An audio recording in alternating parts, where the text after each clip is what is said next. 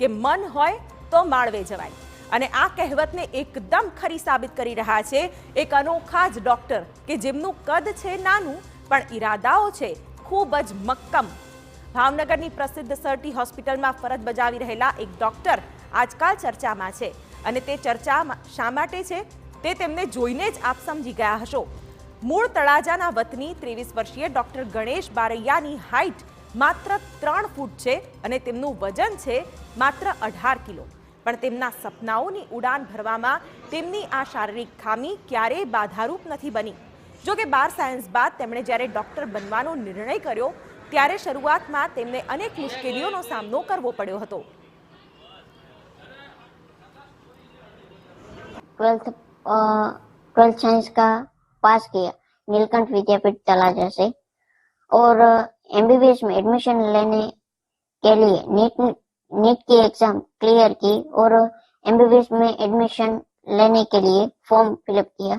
तो MCA committee medical council of India उसकी committee द्वारा मुझे रिजेक्ट किया गया कि आपकी 3 फीट हाइट है, इसलिए आप इमरजेंसी केस हैंडल नहीं कर सकते. तो उसने मुझे रिजेक्ट कर दिया.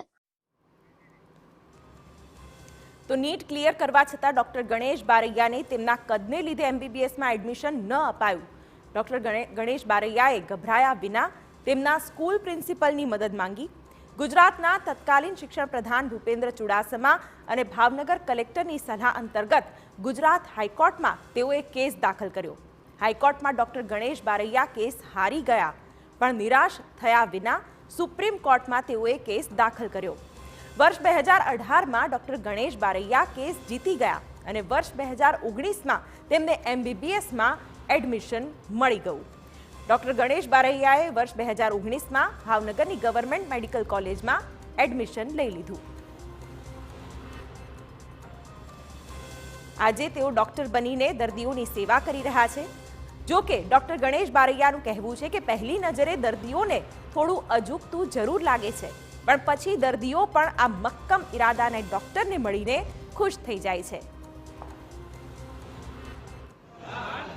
पेशेंट को आश्चर्य होता है कि ऐसा कैसे हो सकता है, फिर वो भी एक्सेप्ट करते हैं और मैं भी एक्सेप्ट करता हूँ.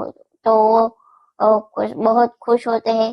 मैं उनके साथ अच्छे से बात करता हूँ, वो भी मेरे साथ अच्छे से बात करते हैं और पॉजिटिवली ये हमारा व्यवहार रहता है. तो वो भी बहुत ही खुश होते हैं.